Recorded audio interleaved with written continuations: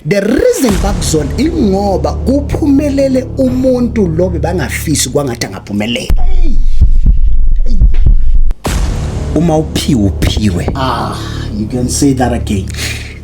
and mawuphiwe uNkulunkulu akekho umuntu ongayithatha leyo nto.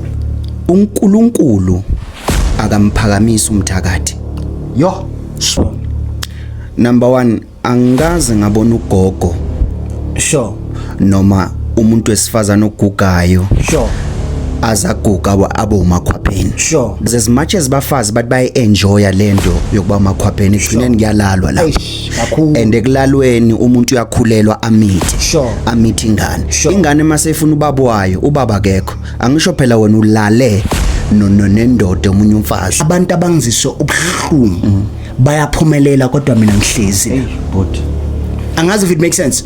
Greetings South Africa. This is Amadoda Nyakaza Sumuzi. Ladies and gentlemen, welcome to Real Talk with Amadoda Nyakaza Sumuzi, episode number 3. Spude. Spushile.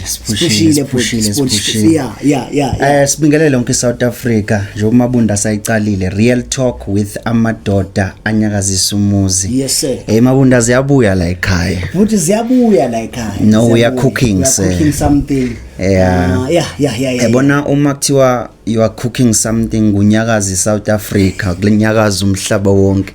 No, we are cooking. No, sir, we are cooking. Yeah. But before we go any far, Sure. second episode, indaba yomakhwapheni kwanyakaza iSouth Africa yonke. Kwanyakaza iTikTok, kwanyakaza iFacebook. And I'm the victim. You're the victim, sir. Yeah, I'm the victim. Bangithukile abantu besifazane. Yeah. Ngithinta indaba yomakhwapheni. Sure. Ngichaza ukuthi umakhwapheni. Sure. Umuntu wesilisa mayikuthatha kwenza leyo nto usuke enzani. Sure. Yeah, I went through ama video lapha because it trendile kwa Yeah. TikTok na kwa Facebook. Sure. Bangithuka abafazi. Hayibo man. Into engishayo bhuti ukuthi ngibavula amehlo Yeah. abantu besifazane. Sure. It's not like I'm bashing them. Sure. Or mhlambe ngiyabaxwaya. Sure. Ukwabona umuntu uthi umuntu asebumnyameni. Sure. Uzama ukumbonisa ukuthi phuma lapho. Sure. Avela athi ngiright nobumnyama bami. You know, it's amazing. Lento le inkhombisile ukuthi abafazi they are comfortable with being cheated on. Yeah. And abafazi they are comfortable with being abomakhwapheni. That's what I've because almost everyone was coming in defense of abomakhwapheni. And then this makes me to wonder to say, why are women so comfortable kakhulu with being abomakhwapheni? Why has it now become a norm and just a general thing? I don't know. Maybe it's because of lesa scripture mvangeli so esithi kuzobe kunendoda ewani abafazi about 7 abayifuna. No, it's the time, but yeah. It's the time. Yazi mina into engishaya about this thing bhuti iwane. Sure. Number 1, angaze ngabona ugogo Sure. noma umuntu wesifazana ogugayo Sure. azaguga abomakhwapheni. Sure. That's point number 1. Sure. Number 2, into engishayo ngalento kuba umakhwapheni kuneyingane ezalekayo kulento yokuthi umama umakhwapheni and umntwana angabi nobaba. Sure. Because as much as bafazi bathi bayenjoya lento yokuba umakhwapheni egcineni kuyalalwa la. And ekulalweni umuntu uyakhulelwa amithi. Sure. Amithi ingane. Sure. Ingane mase ifuna ubaba wayo, ubaba akekho. Angisho phela wena ulale nendoda omunye umfazi. Sure. And obviously lo baba ngeke amiyeke lo mfazi. Sure. And wesike lo baba lo mntwana akafuni ukuthi avezwe emshadweni. Sure. Ungufihliwe lo mntwana. Sure. Because but asikhuluma into yomakhwapheni asho kuyantshontshwana. Sure. Obvious nento ezozalwa iyofihlwa because it's a result of into yokutshontshana. Anyway, it was just a short recap, but short recap. Yeah, but bangithukile but. Hey, bese wafunda ama comments, you know. Yeah, but yeah, next time we're just gonna read those comments. And I think we're gonna have a special episode titled Abu Makwapeni, yabona? Yeah. And engage Abu Makwapeni. Have someone who is a Makwapeni and someone that is against Abu Makwapeni, and we have a conversation with all of them. Check ama disadvantages nama benefits. Because kuthiwa ke kunama disadvantage nama benefits of being a Makwapeni. So look out for that special episode. Ngiyabona bhuti ukuthi wena awufuna ukukhomenta kulento. And I'm the one who's venting. No, imake imothukiwe la. And ngiyabona uyibrush sidlule fast. No. Yebo. Inkinga ngiyafuna isidelele. No, as much as singadwell but we are passing by. And ngiyabona ukuthi wena ngazi ukuthi awuyihoyi awungeni. But at the end of the day bhuti yabona bhuti, I won't lie to you, ingifundisile lento ukuthi these are the end times. It is. We are comfortable ngamanyala.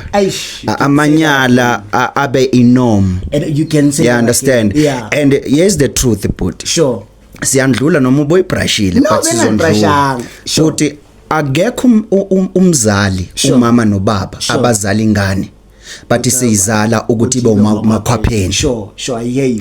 Wonke umuntu especially mayezala ingane intombazana uyizalela ukuthi ngelinye ilanga iyolotsholwa ishadwe iphume ekhaya. Yeah. You understand? Yeah. Uma nje singa interview abazali ukuthi yini inhloso ngengane yakho yentombazana. You understand? So at our times kunegama engafuni ukulikhuluma. Angifuni ukulikhuluma. Awanda lipi lelo. Ngilike la trend kakhulu oThamara balikhuluma kwa TikTok. Lipi lelo. Le value. Yeah, ngibonile nalabo likhuluma so angifuni ukuya ku value but there's a word engifuna ukulisebenzisa. Abantu besifazana abazithandi. Let's be honest. Honestly speaking, abantu besifazana abayithandi kwabona, abayithandi njengabantu besifazana. Ingakho ke umuntu wesifazana akamind ukulwa nomunye umuntu wesifazana. That is why umuntu wesifazana akamind ukugcekela omunye umuntu wesifazana. Ngamanye amagama into ebhlungu abantu besifazana ukuthi baqole kakhulu ngalento yokupretendelana kwangathi bayathandana else abathandana. And I understand ukuthi angeke umthando omunye umuntu wesifazana if wena self awuzithanda. So there is no way you can love your sister if wena ingakho but umakhwapheni in all honesty in majority of the cases it's another woman omunye umuntu wesifazana owaziyo ukuthi kunomunye umuntu wesifazana okhona.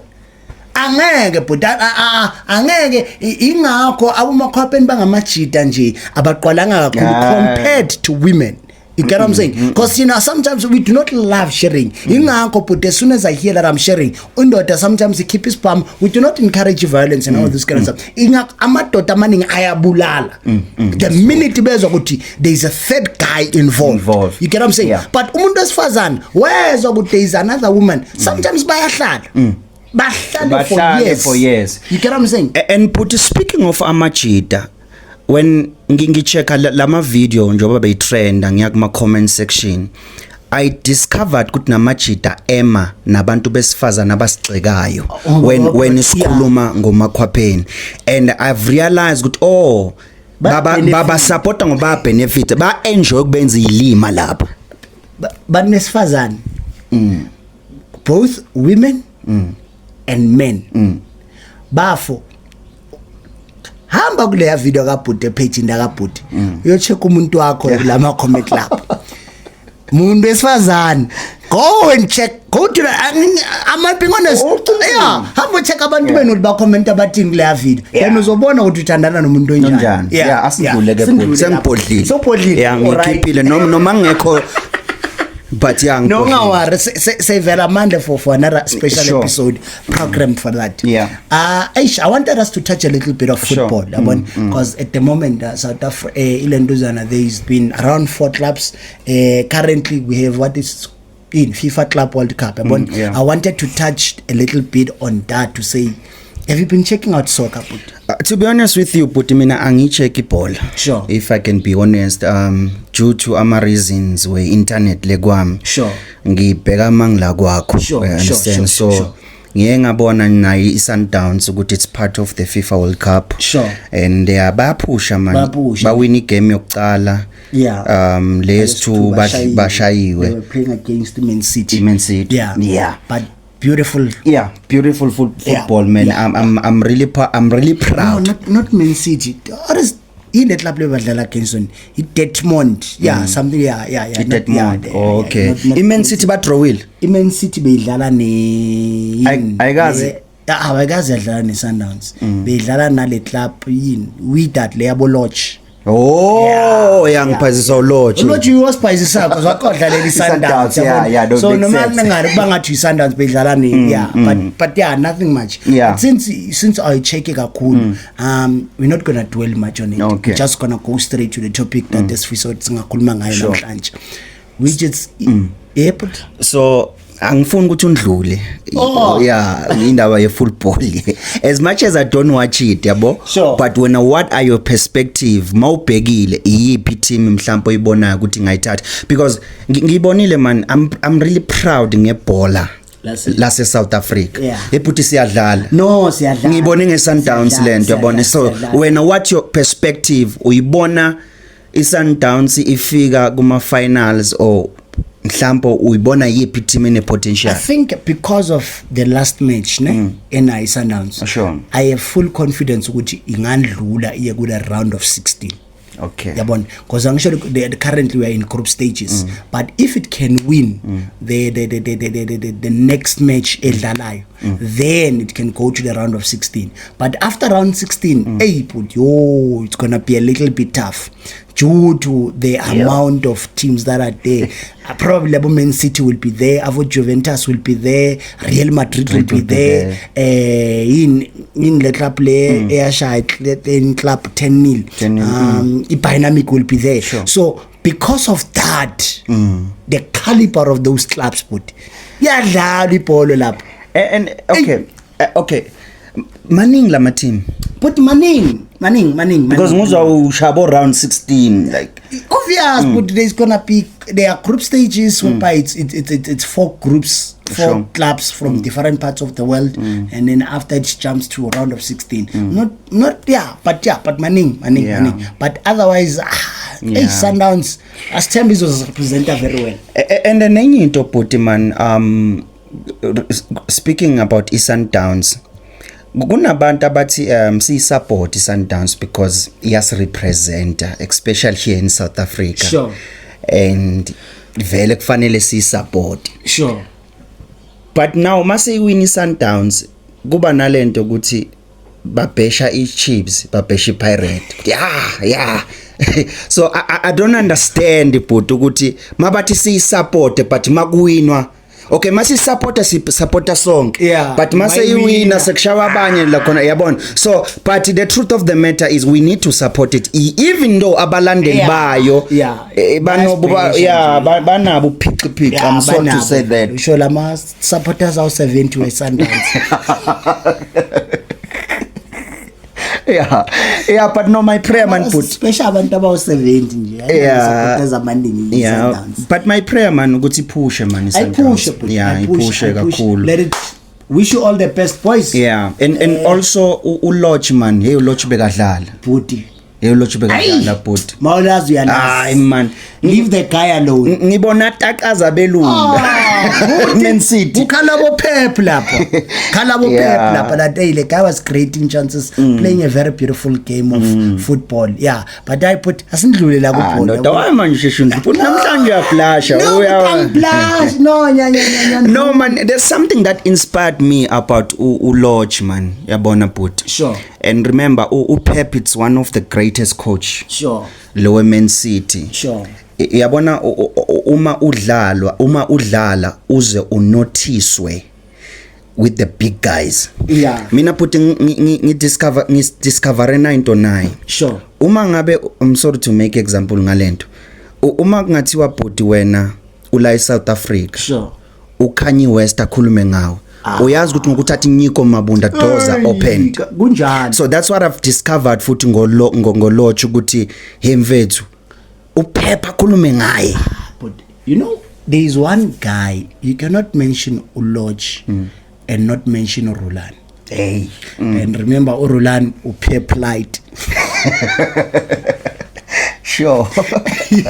Rulani is inspired by Pep Guardiola. You get what I'm saying? And remember, a lot of us, due to season le Uloch Begagiyo, whereby he was trending for all the bad reasons, none, and a lot of supporters from Pirates and Sundowns, they had given up on the guy.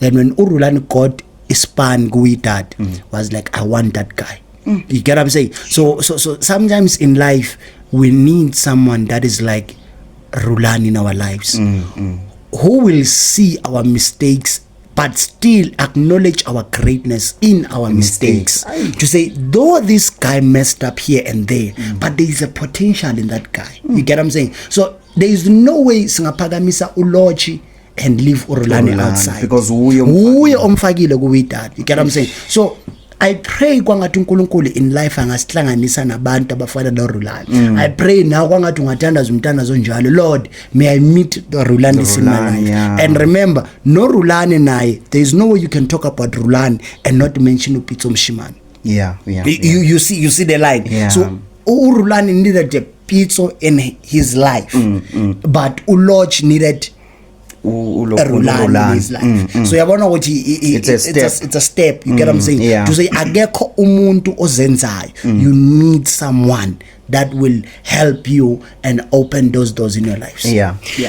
You know, but speaking of that, mfethu, you know you are blessed as a person. Yeah.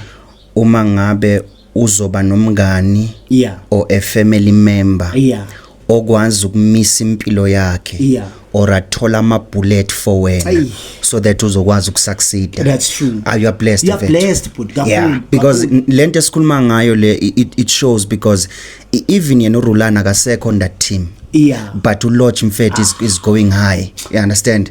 Because I believe ngiyengezwe noma hemhem ukuthi ukuza kwaLodge kuye kwamlwisa nabaphathi nani kuleya team, but he fought. You understand? So you are blessed uma ngabe kunabantu who will stop their life ukuthi impilo yakhe ikwazi ukuya phambili. You know, can I say this? Sure. The problem with the black community is we have people that want to reap where they have never sowed.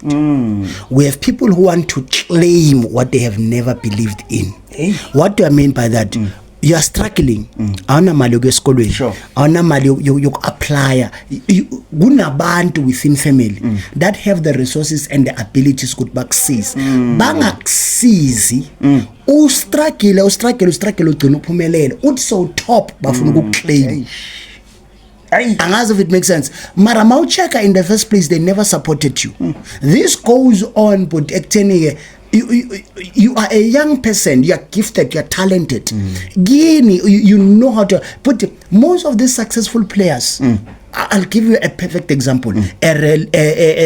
On soccer perspective, a guy like Relebohile Mfokeng, he is where he is because their parents saw the gift in the boy and they supported him. Manje, when he gives back to their parents, they become happy.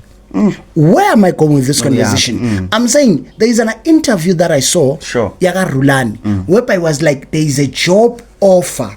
I forgot the name of the club. That particular job offer, he was running for it. I think it's Zamalek, if I'm not mistaken, one of the clubs in Africa. When he found out that one of the people that is running for the job was Pitso Mshimane, he went back. Was like, let them give the job to Pitso Mshimane. Why? Because I have a huge respect for him and for what he has done for me and my career. But imagine if Pitso Mshimane never sacrificed and did whatsoever that he did for Rulani. He was gonna go for it. So we have family members, we have friends, we have Abante Sakula Nabo that want to claim you, but they have never supported you. You know, but speaking of that, kuwo wonke umuntu ophakeme namhlanje, kunabantu aka angcongcoza kubona ukuthi bamvulela iminyango, but bavala. kwavuma oyedwa yo and ngidiscover into nayi but Sure. ngabantu abavala iminyango kodwa unconcoza kubona Sure. bangafuni ukuvula Sure. I discovered ukuthi kunabantu abayitshela ukuthi angeke waphumelela ngaphandle kwabo yo and as soon as when uphumelela without them Sure. baphathwa mahloni. It's more like they're being shamed. yeah because they saw your potential Bakubonile but inkinga bangavumi ukuthi basebenzise ukuthi bavule iminyango bavulele wena. sure So most of people abangafuni ukuvula iminyango hayi ngoba bangayiboni into kuwe bayayibona umona wabo awuvumi. Or let me give a practical example. Do you know ukuthi abantu banama favorites abo? Okay. I'll say this thing. People have their own favorites. And most of the time, those favorite people, they're most likely not to succeed. Because they may be their favorites, but they are not as gifted as this particular person that is not favored. Let's go to the Bible. Yeah. Ubaba uJesse bekanabantwana abakhe la bekababathanda and la beyabelievela ukuthi they are more deserving to be king unlike David. Only to find out ukuthi they might be daddy's favorite or they might be the favorite yaka Jesse but they don't have the qualities and the abilities that David has. Kanti the rejected child has what these other children do not have. What am I trying to say? Iyenzeka lento nakubazali, iyenzeka nasemindenini. Uthola ukuthi kunomntwana esimthandayo sonke. Esikholela kwangathi yena angaphumelela. But only to find out ukuthi you are investing in a wrong horse. There is this other horse that has the abilities and all those kind of stuff, but we fail to invest kiyo leyo horse. Angazi if it makes sense. So it's a general thing lento. It happens. You know but uma uphiwe You can say that again. and mawuphiwe uNkulunkulu akekho umuntu ongayithatha leyo Agekho. That's true. and ungizwe kahle mfethu Mabunda. Sure. Nabalwa nawe. Sure. Abalwi nawe balwa noNkulunkulu okunikeze lento. Yo. That is why if you are gifted, if uphethe into, if abantu bekuvukela Yo, abavukeli wena bavukela uNkulunkulu. Yo. It is not your responsibility ukuthi ulwe nabo but akube uNkulunkulu olwa nabo. Ngiyayibona indaba yebhola nebongafuni isindlu. I don't know. Okay, it's fine. It's a right audio la because even press. Bo press. I hope it's a rightly audio. Okay. No, we're still okay. We're still okay. Sure. Now, there's something that I wanted to say, Put. Sure. While within lenda ba yebholo. Do you know ukuthi kunomuntu ophumelelile kumanje? What do I mean by that? Usebenza kahle, unemoto, una yonke into ayifuna empilweni. Sure. Kodwa kibo abazwani naloyo muntu bayamzonda. Kunabo bhuti, kunabo malume balwa naye na noma yini into contributayo but uyazitshela nani. Can I explain kungani bakuzonda ngalendlela bakuzonda ngayo? Why? Even though unakekela abantwana babo. The reason bakuzonda ingoba kuphumelele umuntu lobe bangafisi kwangathi angaphumelela. Angazi if it makes sense. Because kumanje you are the one that is working and there is a brother that is staying at home. In reality ngokwabo nguye lobe kosasebenza wena ungasebenzi. Ingakho it doesn't matter uza namasaka angakanani ekhaya. It doesn't matter how much you buy things. It doesn't matter how much you renovate the house. You are always hated by the parents. If it's not the parents, it's the brothers. Kanti in reality, simply because God has favored you and you are not their favorites, igcina ibanga hatred. Kahle uzondelwa ukuthi uyilento that was supposed to be their favorite child. Thank you, sir. Ebekose babe nayo. Thank you, sir. Ikumuntu bebangacabanga. Thank you, sir. Ukuthi ngaba kuyena. Thank you, hey, sir. But thank you, sir. Mfowethu. Yeah. Yeah. Anyway, in the last 10 minutes esele, yeah. Let's just to dive into indaba ye forgiveness. Ukuthi kubaluleke kangakanani ukuxolela abantu or umuntu. Ngoba when I speak about indaba ye forgiveness, angifuni sidwele kwinto yama relationship kuphela. But I want us to dive in Puti to indaba ye family. Ukuthi kubaleka kanjani uxolela ifamily yakho. Dive into indaba ye what a beautiful transaction. Cause nalo ozondwayo une responsibility yokubaqolela. Sure. You get what I'm saying? Kunabantu kose baqolela abozali babo. Kunabantu kose baxolela abomalume for lezi zinto abazenza kibo. So kubaluleke kangakanani futhi ukuthi umuntu aze aqole or aqolele umuntu, more especially uma loyo muntu angazanga azoxolisa. Angicela ngibambele uyazi masobamba. Uyokhala amabhomu ke ngiyashuba. Sure. But I'll be real with you. Sure. I'll be honest now. Kuba bhlungu wena abantu bakwenza izinto ezibhlungu. Sure. Because kwekunye lo muntu kwenza lento usukumthanda. Sure. Because isilonda esikhulu emntwini. Sure. Sibanga ukulinyazwa umuntu esuke emthanda. Sure. Because uba nalento kubo bonke abantu. Sekungaze ngilinyazwe nguwe. Ngiyakuzwa. But ungadibana nomuntu la estradini nixabane. Sure. Nixabane. Sure. But angeke uzumzonde. Sure. But ungaze uxabane nomuntu osenhlizweni yakho othandana naye, ombona mihla namalanga, family member. Sure. Umuntu wakhula udla naye, umuntu wakhula nifunda nonke. Sure. Angaze akhethe lo muntu. Isilondo siba deep. Kahle futhi in simple words, inkinga akusilento abayenzile ukuthi yenze ngubani. That is why isilungu mabunda sithi bathini uthando. Sure. Lu very close nenzondo. Kushuthi zihambisana zombi kulula ngesilungu mnganami, but there is a very thin line between love and hatred. No nyakuzo ushayile ke mabunda. Sure. Now and mabunda ungizwe kahle mfethu. Hey wayisondeza le mic. Shothi ufuna vele ngizwakale kadaza ndoda kadaza. Sure. Shaya mangu. Buti. Khona uzophila la. Yeah. Now buti ungizwe kahle mfethu. Yes sir. Ezingichaza ukuthi kusuke ilo muntu ilonda eningi zidala abantu esibathandayo. Sure. But umuntu ongamthandi isilonda no. That is why umama akho noma ubaba wakho ekujikela noma ekubetray ulimala that much, because you've got a strong connection and bond. Sure. Nansi into obhuti engayifunda. Sure. uNkulunkulu akamphakamisa umthakathi. Yo, sbu. What do I mean mangithi uNkulunkulu akamphakamisa umthakathi? What do you mean bhuti? Abantu mabekulimaza ubabambela amacubu bakwenza umthakathi. Yo.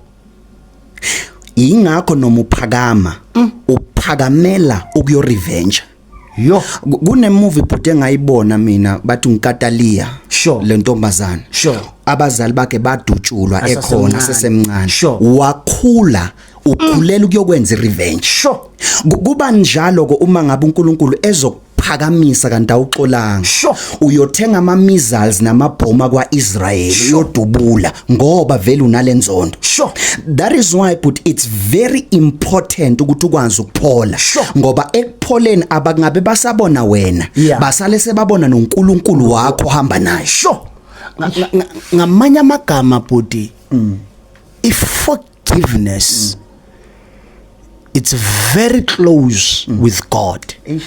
Ngoba notice something when you go back to reading the Bible. Sithola umuntu owadayiswa abobhuti bakhe bazama nokumbulala. Sure. Loyo muntu who goes by the name of Joseph. Simthola abheka abobhuti bakhe athi you all meant it for bad, but God intended for good. Ngamanye amagama uNkulunkulu wayibona inhliziyo kaJosepha ukuthi lo mfo noma kungathiwa ke seka betraywile, he's still gonna forgive his brother and he's still gonna support and take care of them. Kunomuntu manje mvangeli ukhulile, usiyasebenza uyenza nani kodwa usazonda umzali wakhe and akasupport nokuba support, akafuni ukubanakekela ngenxa yobuhlungu abamlethela bona at the time asakhula. Kunabantu kumanje futhi they have 10 years 20 years bangayi emakhaya simply because of kunomuntu owabahlukumeza and that particular person usaphila. That's true. Kanti uma ungaqoli nalento bokose uNkulunkulu akwenze ube yiyo, which is a blessing to other people. You don't because now uzoba umthakathi. You know but kune office engifuna singene kulona. Sure. Angifuni ukuba ngathi ngiyahlulela kulento engizoyikhuluma, but nami ngiyazifaka. Sure. I-office elisihlulayo kakhulu thina esilimele othina ekose siyabaxolela abantu. I-office elishaka kakhulu ileyo ukuthi sifune ukuthi beze kuthina bazoxolisa andukuba sibaxolele. Kanti ke mabunda they will never come. They will never and they won't come. Sure. Utata uShumayeli Sunday Apostle Bed wathi kufanele ukuthi uhambe uye kuloyo muntu owakulimaza umtshele ukuthi ngiyaxolela. Kanjalo kufana nokuthi umdedele kuNkulunkulu adile naye. Why explain what ingcono naleyo ukuthi kube uyena eze bese athi ngiyaxolisa bese uthi nawo ngiyaxolela, but iworse when I victim iya it I bless you man ngixolele asindlulise lento uzuphathe ne gift no ngiyaxolela yena angakaxolisi. Kufana nokuthi umbamba ngezandla zombili uthi uNkulunkulu dila naye. Angisho uNkulunkulu ushile ezwini lakhe wathi vengeance is mine. Oshthi impindiselela akuyona yomuntu but impindiselelo ekaNkulunkulu. Ngamanye amagama mvangeli sizokhuluma nomuntu kumanje othi mina engilimele, mina engilinyazwe ngabantu, mina abantu abangizise ubuhlungu bayaphumelela kodwa mina ngihlezi. Angazi if it makes sense. Kunomuntu kumanje uhlezi kunabantu abafaka enhlizweni ababambe ngenhliziyo baloku bayaphumelela labo bantu. Let's say for example wena kunomuntu wawuthandana naye wakuchithela wakulimaza, as a result wathatha loyo muntu wahlukana naye, wena kumanje loyo muntu uyaphumelela uyashada uyenza yonke lezi zinto, wena uhlezi nesilonda esadala umunye umuntu. Ngamanye amagama uma ungaqoleli uzivimbela wena uyaziblocker wena. And number 2 uthatha umuntu ongasamdingi empilweni yakho umenze ebe khona noma engekho, ngoba uma umuntu akulimazile uqabanga ngaye uzidla ngaye mawuzwa igama lakho uzubuhlungu. So for you to be free, and one of the most important reasons why you need to let go of these people, it's for the sake of your peace. Number 2, for the sake of your prosperity. Ngoba isibusiso asehli phezu komuntu onenhliziyo efasekile. But you know into esikhuluma ngayo but I can relate man. It's something that nami I'm praying and I'm battling ngayo. You know but once wakhuluma ngomuntu othize, especially owakulimaza, owakubetray, owakwenza into ebuhlungu, ungaze ukukhulume ngaye kwehla inyembezi awukamxoleli. But kuyenzeka. I think this is a syndrome that we have in our time. La khona sibeka izinto eceleni ezasilimaza sayitshela ukuthi sixolile kanti asixolanga. I don't know, it makes sense. No, it makes sense because uyayisusa ngoba ufuni bese emehlweni, but the pain is still there. Ngamanye amagama kunomgodi ogubhekile and lo mgodi asuvalanga kahle so coverishile. As a result umuntu manganyathela lapho ungawela ngaphakathi. So meaning to say you are not healed. You are just moving on with something that has not been dealt with. Ingakho lento yakho yokuthi awupholanga noma songena ku relationship enye or noma ungena ku friendship enye, the minute umuntu enza kwangathi uyalimala ngoba you are not yet healed. You just covered the scar. Hey bhuti man, sivale. No mani inkinga le ndaba uthinte enye into bhuti and ngiyabona nesikhathi asisavuma. Sithi akulobo uthi sihlele ebholweni. Nguwe wonke lo usihlalisile ebholweni. Usihlalisile ebholweni. Ngabe sikude manje ngale ndaba. I think we're going to continue ngayo next week. Yeah, because na ibhola bengithi siyaphuma kwavuka izinto. No, it's fine. Yeah. So sesivala bhuti. Sure. Hamba uyoxolela abantu abangazange baqolisa. And forgiveness does not mean reconciliation. Go umtshele umuntu, ungafuni nokuthi explain ukuthi why yenzelani le yanto, ngoba the minute azo explain ukuthi why ayenza le yanto, sometimes angeke uyithole le closure lokucabanga ngathi uya deserve, ngoba the more I explain kuyoba kwangathi uyagubha and ureveala nezinto lezibo ungaziboni ngalezi azikhathi. So sometimes you need to go and forgive without even trying to find a pleasure, without even questioning why did you do what you did. Go and forgive. But we will be lying. Yeah. If isithi umuntu ubunatural bomuntu. Yeah. Biyakwazi ukuxolela. Abukwazi. But umuntu indoda eyenza ukuthi umuntu akwazi ukuxola uNkulunkulu. But namaphilisi nabo doctor akhohlwa ziyokudrug ulala uvuka isimo sekhona. Sure. Wesi lokudla amaphilisi engcondo. But when sikhuluma mfethu ngokuxola, uthola ukuthi kunomuntu nje manje wadlelwa indoda. Yeah. Best friend. Yeah.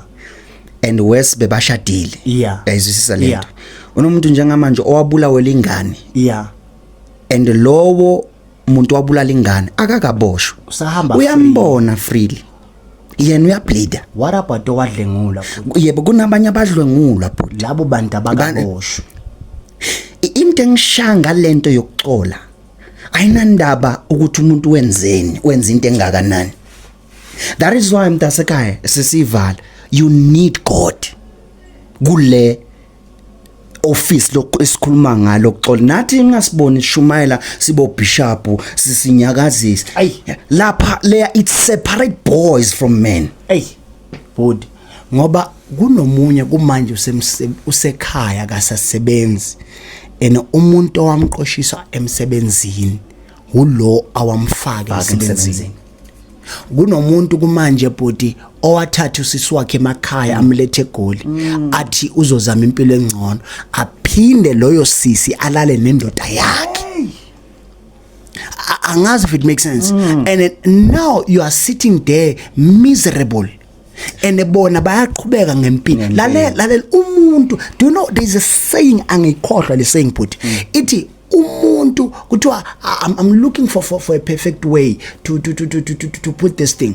Kuthiwa ke umuntu omoshelwe akakhohlwa kodwa lo moshile uyakhohlwa. Kuthiwa umenzi uyakhohlwa kodwa umenziwa akakhohlwa.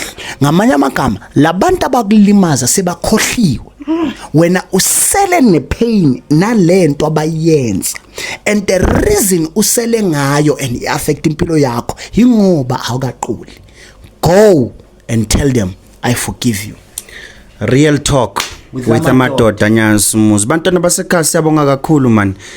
Siyacela kuyisicelo sethu chubeka ni share le real talk ni comment lapho because ngiyabona nama numbers ayasondela kancane soze sifike chubeka nishele nje abantwana basekunawo ngithi nishele ayisheleni sponsorship but who's that are willing to sponsor nalabo nje abafuna ukusponsora bafowethu you are available, this thing it's going big, this thing it's growing, and for those bafowethu now ngicise ngimema ama guest mabunda and I well of life iyeza isendleleni so bafowethu asikayikhohlwa nayo but okwamanje bafowethu as we are still growing, let us push this thing and ngicubeke njalo bafowethu.